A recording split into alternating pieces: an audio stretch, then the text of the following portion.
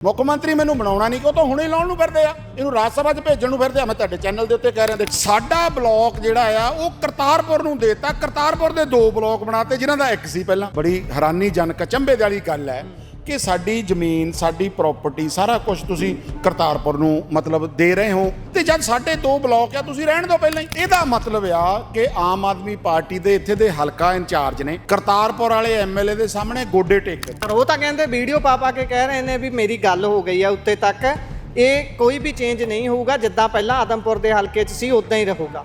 ਫਿਰ ਮੇਰੇ ਖਿਆਲ ਦੇ ਅੰਦਰ ਜਿਹੜੀ ਸਰਕਾਰ ਦਾ ਪੰਜਾਬ ਦੀ ਵੈਬਸਾਈਟ ਦੇ ਉੱਪਰ ਔਰ ਨੋਟੀਫਿਕੇਸ਼ਨ ਉਪਲਬਧ ਹੈ, ਫਿਰ ਇਹਦਾ ਮਤਲਬ ਪੰਜਾਬ ਸਰਕਾਰ ਝੂਠ ਬੋਲ ਰਹੀ ਹੈ। ਲੈਂਡ ਪੂਲਿੰਗ ਦੇ ਉੱਤੇ ਇਹਨਾਂ ਨੇ ਕਿੰਨਾ ਪੈਸਾ ਬਰਬਾਦ ਕਰ ਦਿੱਤਾ। ਇਹ ਮਸ਼ਹੂਰੀਆਂ ਵਾਲੇ ਆ। ਪੰਚਾਇਤ ਮੰਤਰੀ ਨੇ ਤੇ ਪੰਜਾਬ ਸਰਕਾਰ ਨੇ ਲੁੱਟਣ ਦਾ ਹੋਰ ਬਹਾਨਾ ਲੱਭ ਲਿਆ। 1000 ਰੁਪਏ ਦੇ 700 ਦੇ ਰਜਿਸਟਰ ਤੇ 10000 ਦੀ ਰਸੀਦ ਕੱਟੀ ਜਾਂਦੇ ਆ। ਹੁਣ ਅੱਜ ਸਰਪੰਚਾਂ ਨੂੰ ਫੋਨ ਕਰੀ ਜਾਂਦੇ ਵੇ ਆਓ ਨਾ, ਫਿਰ ਵੀ 52 ਦੇ ਵਿੱਚੋਂ 34 ਆ ਗਿਆ ਸਰਪੰਚ ਇੱਥੇ। ਇਹ ਉਹਨਾਂ ਨੂੰ ਡਰਾਵਾ ਦਿੰਦੇ ਆ ਵੀ ਤੁਹਾਡੇ ਰਜਿਸਟਰ ਸਾਨੂੰ ਦੇ ਕੇ ਜਾਓ ਤੇ ਤੁਹਾਨੂੰ ਗਰੰਟਾਂ ਨਹੀਂ ਦੇਣੀਆਂ। ਆਪਣੀ ਪਿੱਠ ਤਾਂ ਆਪੇ ਹੀ ਥਾਪੜੀ ਜਾਂਦੇ ਨੇ। ਉਹ ਕਹਿੰਦੇ ਅਸੀਂ ਤਾਂ ਕਿਸਾਨ ਹਤੈਸ਼ੀ ਆ, ਵਾਪਸ ਲੈ ਲਈ ਪਾਲਿਸੀ। ਅਰੇ ਬਈ ਫਿਰ ਡੁੱਬ ਕੇ ਮਰ ਜਾਣ, ਉਹਨਾਂ ਨੂੰ ਡੁੱਬ ਕੇ ਮਰ ਜਾਣਾ ਚਾਹੀਦਾ। ਸਤਿ ਸ਼੍ਰੀ ਅਕਾਲ ਜੀ। ਪੰਜਾਬੀ ਰੇਡੀਓ ਤੇ ਪੰਜਾਬੀ ਟੀਵੀ USA ਵੇਖ ਸੁਣ ਰਹੇ ਸਾਰੇ ਸਰੋਤਿਆਂ ਦਾ ਬਹੁਤ-ਬਹੁਤ ਸਵਾਗਤ ਹੈ।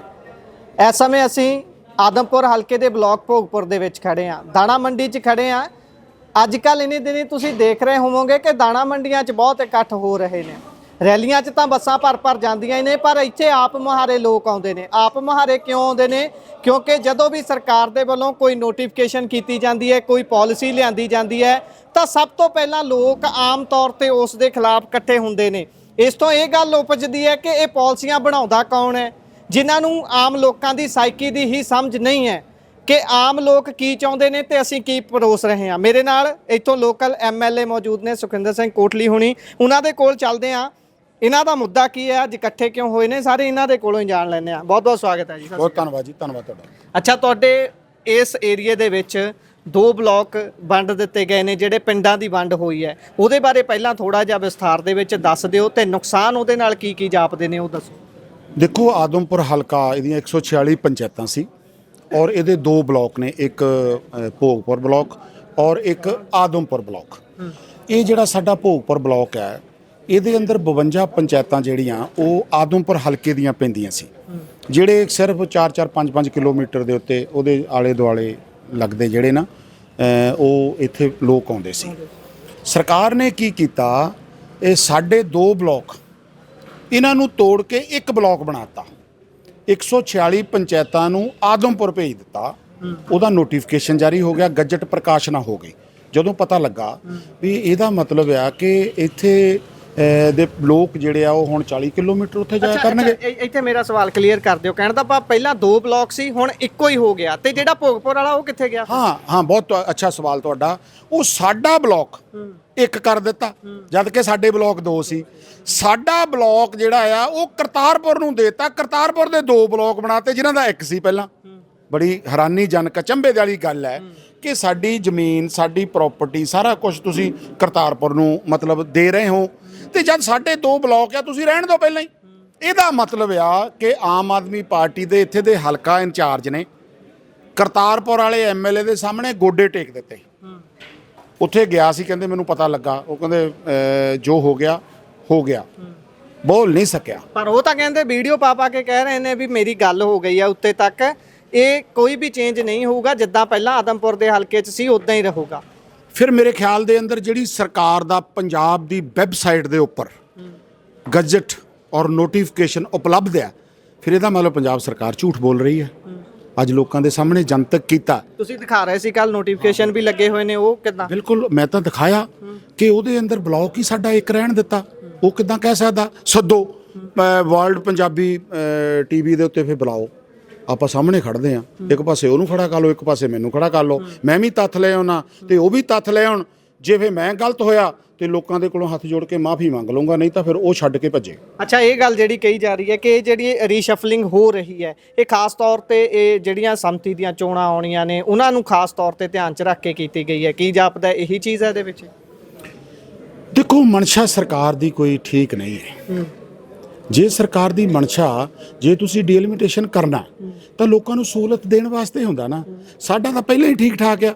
ਇਹ ਤਾਂ ਕਰਤਾਰਪੁਰ ਵਾਲਿਆਂ ਨੇ ਇਤਰਾਜ਼ ਹੀ ਨਹੀਂ ਕੀਤਾ ਵੀ ਸਾਨੂੰ ਬਲੌਕ ਦੇ ਨਾਲੋਂ ਤੋੜੋ ਨਾ। ਆਦਮਪੁਰ ਵਾਲਿਆਂ ਨੇ ਇਤਰਾਜ਼ ਕੀਤਾ। ਚਲੋ ਜੇ ਤੁਸੀਂ ਇੱਕ ਹਲਕਾ ਬਣਾਉਣਾ, ਚਲੋ ਤੁਸੀਂ ਸਾਡਾ ਇੱਕ ਹਲਕੇ ਦੇ ਅੰਦਰ ਜਿਹੜਾ ਉਹ ਬਣਾ ਰਹੇ ਆ, ਪਰ ਤੁਸੀਂ ਸਾਡੀਆਂ 2 ਬਲਾਕ ਸੰਮਤੀਆਂ ਕਿੱਦਾਂ ਤੋੜ ਰਹੇ ਹੋ?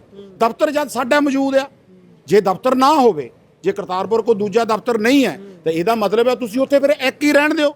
ਸਾਡੇ ਕੋਲ ਤਾਂ 2 ਬਲਾਕ ਨੇ ਨਾ, ਕਰਤਾਰਪੁਰ ਵਾਲਿਆਂ ਕੋਲ ਇੱਕ ਹੈ, ਤਾਂ ਫਿਰ ਤੁਸੀਂ ਉਹਨਾਂ ਦਾ ਇੱਕ ਬਣਾ ਦਿਓ। ਇਹ ਅੰਕੜਿਆਂ ਨਾਲ ਖੇਲ ਰਹੇ ਨੇ। ਇਹਦਾ ਮਤਲਬ ਆ ਕਿ ਕਿਸੇ ਤਰੀਕੇ ਦੇ ਨਾਲ ਜਿਹੜੇ ਕਰਤਾਰਪੁਰ ਹਲਕੇ ਦੇ ਲੋਕ ਆਦਮਪੁਰ ਆਉਂਦੇ ਸੀ, ਉਹ ਸਾਡੀ ਇੱਥੇ ਬਹੁਤ ਵੱਡੀ ਮਦਦ ਕਰਦੇ ਹੁੰਦੇ ਸੀ। ਜਿੰਨੇ ਸਾਰੇ ਕਾਂਗਰਸੀ ਨਾਲ ਲੱਗਦੇ, ਸਾਰੇ ਕਾਂਗਰਸੀ ਪਿੰਡ ਹੈ। ਅਸੀਂ ਵੀ ਹੁਣ ਇਲੈਕਸ਼ਨ ਲੜਦੇ ਹਟੇ ਆ।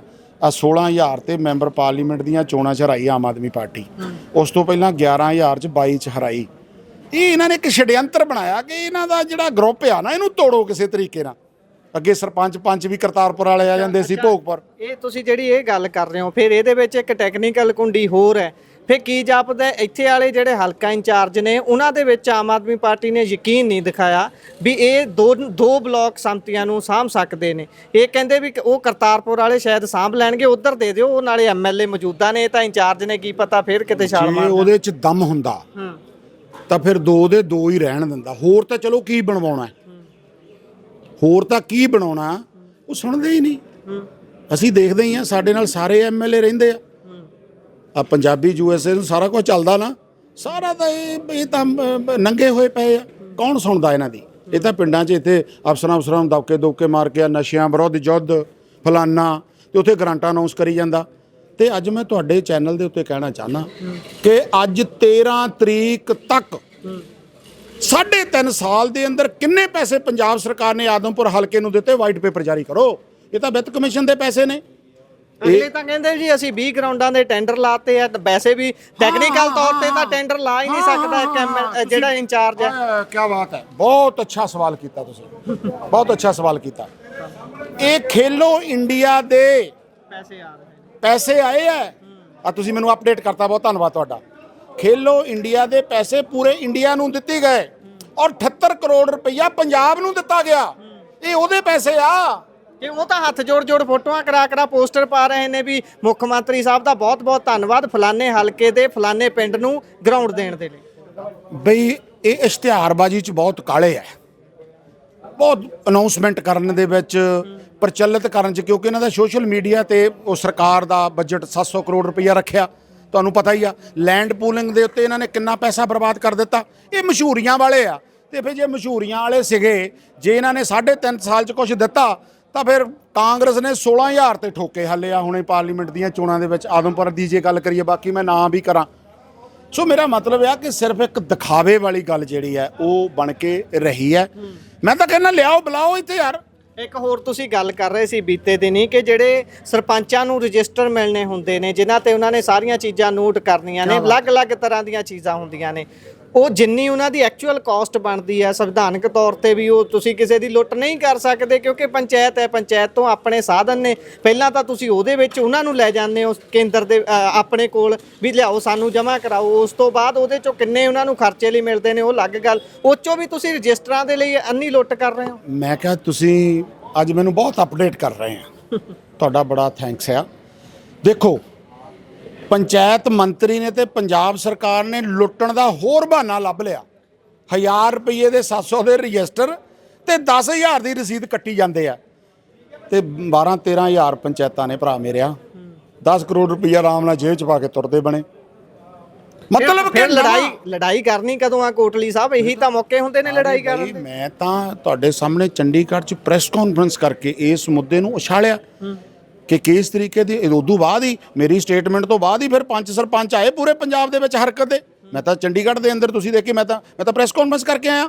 ਸੋ ਇਹ ਕਿਤੇ ਨਾ ਕਿਤੇ ਲੋਕਾਂ ਨੂੰ ਠੱਗ ਰਹੇ ਨੇ, ਸਰਪੰਚਾਂ ਨੂੰ। ਅੱਛਾ, ਹੁਣ ਅੱਜ ਸਰਪੰਚਾਂ ਨੂੰ ਫੋਨ ਕਰੀ ਜਾਂਦੇ ਵੇ ਆਓ ਨਾ, ਫਿਰ ਵੀ 52 ਦੇ ਵਿੱਚੋਂ 34 ਆ ਗਏ ਸਰਪੰਚ, ਇੱਥੇ ਪੰਚਾਇਤਾਂ ਆ ਗਈਆਂ, ਤੇ ਉਹਨਾਂ ਨੂੰ ਡਰਾਵਾ ਦਿੰਦੇ ਆ ਵੀ ਤੁਹਾਡੇ ਰਜਿਸਟਰ ਸਾਨੂੰ ਦੇ ਕੇ ਜਾਓ ਤੇ ਤੁਹਾਨੂੰ ਗਰਾਂਟਾਂ ਨਹੀਂ ਦੇਣੀਆਂ।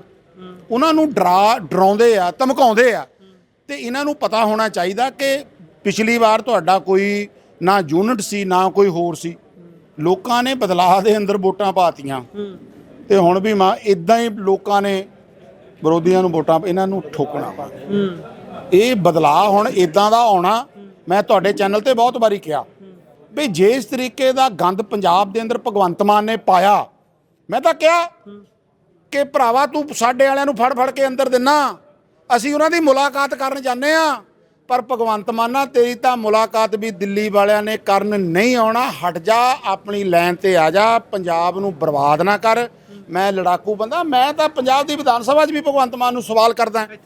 ਅਗਲੇ ਸਵਾਲ ਤੇ ਉੱਤੇ ਮੈਂ ਆ ਜਾਣਾ। ਆਖਰੀ ਸਵਾਲ ਹੈ, ਲੈਂਡ ਪੂਲਿੰਗ ਵਰਗੀ ਪਾਲਿਸੀ ਨੂੰ ਲੈ ਲਈਏ ਜਾਂ ਫਿਰ ਪੰਚਾਇਤਾਂ ਨੂੰ ਸਮਾਂ ਰਹਿੰਦਿਆਂ ਪਹਿਲਾਂ ਹੀ ਭੰਗ ਕਰਕੇ ਪ੍ਰਬੰਧਕ ਲਾ ਦੇਣ ਦੀ ਗੱਲ ਹੋਵੇ, ਜਾਂ ਫਿਰ ਹੁਣ ਇਸ ਮੁੱਦੇ ਤੇ ਦੇਖੀਏ ਹਰ ਜਗ੍ਹਾ ਵਿਰੋਧ ਹੁੰਦਾ ਹੈ ਸਰਕਾਰ ਦਾ, ਫਿਰ ਕੀ ਲੱਗਦਾ ਹੈ ਪਾਲਿਸੀਆਂ ਨੂੰ, ਇਹਨਾਂ ਗੱਲਾਂ ਨੂੰ ਅਮਲ 'ਚ ਲਿਆਉਂਦਾ ਕੌਣ ਹੈ ਜਿਹਨੂੰ ਇਹ ਨਹੀਂ ਪਤਾ ਵੀ ਪੰਜਾਬ ਦੀ ਸਾਈਕੀ ਕੀ ਹੈ, ਟੈਕਨੀਕਲ ਤੌਰ ਤੇ ਕਰ ਸਕਦੇ ਆ ਜਾਂ ਨਹੀਂ ਕਰ ਸਕਦੇ ਆ, ਪਿੱਛੇ ਕੌਣ ਹੈ ਫਿਰ ਜਿਹੜਾ ਚਲਾ ਰਿਹਾ ਹੈ ਲੈਂਡ ਪੂਲਿੰਗ ਵਰਗੀ ਪਾਲਿਸੀ ਹੋਵੇ? ਬੇਸ਼ੱਕ ਦਿੱਲੀ ਵਾਲੇ ਮਨੋਜ ਸਿਸੋਦੀਆ ਚੰਡੀਗੜ੍ਹ ਬਹਿੰਦਾ ਸੀਐਮ ਦਫ਼ਤਰ 'ਚ ਟੌਰ ਨਾ, ਸਤਿੰਦਰ ਜੈਨ ਹੁਣ ਰਾਘਵ ਚੱਡਾ ਤਾਂ ਭੱਜ ਭੁੱਜ ਗਿਆ, ਤੇ ਕੇਜਰੀਵਾਲ ਜੀ ਆਪਤੀਏ ਚੌਥੇ ਦਿਨ ਆ ਜਾਂਦੇ ਆ। ਦਫ਼ਤਰਾਂ 'ਚ ਬੈਠੇ ਨੇ, ਡੀਸੀ ਦਫ਼ਤਰਾਂ 'ਚ 4-4 ਬੰਦੇ ਬਿਠਾਤੇ ਇਹਨਾਂ ਨੇ, 4500 ਬੰਦਾ ਭਰਤੀ ਕਰਕੇ ਸੈਕਟਰੀਏਟ ਦੇ ਅੰਦਰ 1100 ਬੰਦਾ 1200 ਬੰਦਾ ਬੈਠਦਾ। ਸਾਡੀ ਵਿਧਾਨ ਸਭਾ 'ਚ ਵੀ ਬੈਠਦੇ ਆ। ਸਾਡੀ ਵਿਧਾਨ ਸਭਾ ਦੀ ਕਵਰੇਜ ਅਸੀਂ ਰੌਲਾ ਪਾਇਆ ਨਾ ਐਤਕੀ, ਉਹ ਬੈਠੇ ਇੱਕ ਕਮਰੇ ਦੇ ਅੰਦਰ 30-35 ਬੰਦੇ, ਸਕਸੈਨਾ ਸਾਹਿਬ, ਅਸੀਂ ਤਾਂ ਉਹ ਵੀ ਐਕਸਪੋਜ਼ ਕੀਤਾ। ਸਾਰਾ ਮਾਮਲਾ ਹੀ ਦਿੱਲੀ ਵਾਲਿਆਂ ਦੇ ਕੋਲ ਚਲੇ ਗਿਆ। ਲੈਂਡ ਪੂਲਿੰਗ 'ਚ ਕੀ ਸੀਗਾ? 24000 ਏਕੜ ਜ਼ਮੀਨ ਲੈਣੀ, ਨੋਟੀਫਿਕੇਸ਼ਨ ਕੱਢ ਕੇ ਦਿੱਲੀ ਦੇ ਪਬਲਿਕ ਪਲੇਅਰਾਂ ਦੇ ਕੋਲੋਂ ਪੈਸਾ ਲੈ ਲੈਣਾ ਸੀਗਾ। ਕਿਸਾਨਾਂ ਨੂੰ ਕਹਿੰਦੇ 1200 ਗਜ ਦਾ ਪਲਾਟ ਦੇਾਂਗੇ, ਕੋਠੀ ਬਣਾ ਲਿਓ, ਦਫ਼ਤਰ ਬਣਾ ਲਿਓ। ਉਹ ਕਿਸਾਨ ਤਾਂ ਜ਼ਮੀਨ ਵਾਹੁੰਦਾ, ਉਹਨੇ ਕੋਠੀ ਕਰਨ ਬਣਾਉਣ ਤੋਂ ਪਹਿਲੇ ਕੋਠੀਆਂ ਆਪਣੀਆਂ ਬਣਾਈਆਂ ਹੋਈਆਂ ਨੇ, ਤੇ ਦੂਜਿਆਂ ਨੇ ਵਿਕਣ ਨਹੀਂ ਦੇਣਾ। ਇਹਨੀ ਪੈਸੇ ਲੈ ਕੇ ਦਿੱਲੀ ਚਲੇ ਜਾਣਾ, ਤੇ ਹਰਪਾਲ ਚੀਮਾ ਤੇ ਭਗਵੰਤ ਮਾਨ ਅੰਦਰ ਹੋਣੇ ਆ। ਇਹ ਸਾਡੇ ਚਿੱਠੇ ਖੋਲਦਾ ਨਾ, ਸਾਲ ਖੰਡ ਦਾ ਯਾਰ ਸਮਾਂ ਰਹਿ ਗਿਆ, ਚੁੱਪ ਕਰਕੇ ਕੱਢੀਏ ਤੇ ਨਜ਼ਾਰਾ ਲਿਆ ਦਾਂਗੇ ਇੱਕ ਵਾਰੀ ਜਦੋਂ ਕਾਂਗਰਸ ਦੀ ਸਰਕਾਰ। ਆਪਣੀ ਪਿੱਠ ਤਾਂ ਆਪੇ ਹੀ ਥਾਪੜੀ ਜਾਂਦੇ ਨੇ। ਉਹ ਕਹਿੰਦੇ ਅਸੀਂ ਤਾਂ ਕਿਸਾਨ ਹਤੈਸ਼ੀ ਆ, ਵਾਪਸ ਲੈ ਲਈ ਪਾਲਿਸੀ। ਅਰੇ ਬਈ ਫਿਰ ਡੁੱਬ ਕੇ ਮਰ ਜਾਣ, ਉਹਨਾਂ ਨੂੰ ਡੁੱਬ ਕੇ ਮਰ ਜਾਣਾ ਚਾਹੀਦਾ। ਆ ਤੁਸੀਂ ਪੰਚਾਇਤਾਂ ਦਾ ਜ਼ਿਕਰ ਕੀਤਾ, ਸਮੇਂ ਤੋਂ ਪਹਿਲਾਂ ਭੰਗ ਕਰਤੀਆਂ, ਫਿਰ ਨੋਟੀਫਿਕੇਸ਼ਨ ਕਰਨਾ ਪਿਆ। ਇਸ ਮਾਮਲੇ ਦੇ ਉੱਤੇ ਇਹਨਾਂ ਨੂੰ ਉਹਦਾ ਹਾਲੇ ਵੈਸੇ ਨੋਟੀਫਿਕੇਸ਼ਨ ਨਹੀਂ ਕੀਤਾ, ਤੇ ਭਗਵੰਤ ਮਾਨ ਫਿਰ ਆਪ ਪ੍ਰੈਸ ਕਾਨਫਰੰਸ ਕਰਕੇ ਜਾਣਕਾਰੀ ਦਿੰਦਾ, ਹਰਪਾਲ ਚੀਮਾ ਆਪ ਦਿੰਦਾ, ਉਹ ਚੀਫ ਸੈਕਟਰੀ ਦੇ ਕੋਲੋਂ ਪ੍ਰੈਸ ਨੋਟ ਜਾਰੀ ਕਰਾਤਾ ਰਹੇ। ਪ੍ਰੈਸ ਨੋਟ ਦੀ ਕੀ ਵੈਲਿਊ ਹੋਵੇ? Principal secretary. ਤੇ ਇਸੇ ਕਰਕੇ ਕਿਸਾਨ ਜਥੇਬੰਦੀਆਂ ਮੰਗ ਕਰ ਰਹੀਆਂ ਵੀ ਭਗਵੰਤ ਮਾਨ ਮੀਡੀਆ ਦੇ ਸਾਹਮਣੇ ਆਵੇ ਤੇ ਡੀ ਨੋਟੀਫਿਕੇਸ਼ਨ ਕਰੇ। ਡੀ ਨੋਟੀਫਿਕੇਸ਼ਨ ਤਾਂ ਕੀਤੇ ਨੇ, ਹਾਲੇ ਦੱਬੀ ਦੁੱਬੀ ਰੱਖੂਗਾ, ਦੇਖੂਗਾ ਕਿ ਹਾਲੇ ਠੰਡਾ ਪੈ ਲੈਣ ਦਿਓ ਕੰਮ, ਜਦੋਂ ਫਿਰ ਦਿੱਲੀ ਵਾਲੇ ਆਉਣਗੇ ਫਿਰ ਇਹਨੇ ਜਾਂਦੇ ਨੇ ਕਰ ਜਾਣਾ। ਸੁਣ ਲਓ ਗੱਲ, ਇਹਨੂੰ ਪਤਾ ਸੀ ਸਾਡੀ ਸਰਕਾਰ ਤਾਂ ਆਉਣੀ ਨਹੀਂ, ਮੁੱਖ ਮੰਤਰੀ ਮੈਨੂੰ ਬਣਾਉਣਾ ਨਹੀਂ, ਕਿ ਉਹ ਤਾਂ ਹੁਣੇ ਲਾਉਣ ਨੂੰ ਫਿਰਦੇ ਆ, ਇਹਨੂੰ ਰਾਜ ਸਭਾ 'ਚ ਭੇਜਣ ਨੂੰ ਫਿਰਦੇ ਆ। ਮੈਂ ਤੁਹਾਡੇ ਚੈਨਲ ਦੇ ਉੱਤੇ ਕਹਿ ਰਿਹਾ, ਦੇਖੋ ਨਿਊਜ਼ ਕਿੱਦਾਂ ਚੱਲਣੀ ਆ, ਇਹਨੂੰ ਤਾਂ ਰਾਜ ਸਭਾ 'ਚ ਭੇਜਣ ਨੂੰ ਫਿਰਦੇ ਆ। ਉਹ ਉਹਨਾਂ ਨੇ ਅਖੀਰ ਜਦੋਂ 2-4 ਮਹੀਨੇ ਰਹਿੰਦੇ ਹੋਣੇ ਨਾ, ਉਹਨੇ ਨੋਟੀਫਿਕੇਸ਼ਨ ਵਾਪਸ ਨਹੀਂ ਲੈਣਾ, ਉਧਰੋਂ ਜਿਹੜਾ ਚੋਣਾਂ ਦਾ ਐਲਾਨ ਹੋ ਜਾਣਾ, ਚੋਣ ਜ਼ਾਬਤਾ ਲੱਗ ਜਾਣਾ, ਉਹਨੇ ਦਿੱਲੀ ਵਾਲਿਆਂ ਨੇ ਪੈਸੇ ਲੈ ਕੇ ਲਾਮ ਹੋਣਾ, ਤੇ ਦਿੱਲੀ ਵਾਲੇ ਜਦੋਂ ਉੱਧਰ ਗਏ ਹੋਣੇ ਤੇ ਭਗਵੰਤ ਮਾਨ ਮੁੜ ਕੇ ਅੰਦਰ ਹੋਣਾ। ਤੁਹਾਡੇ ਸਾਹਮਣੇ ਸਾਰਾ ਕੁਝ।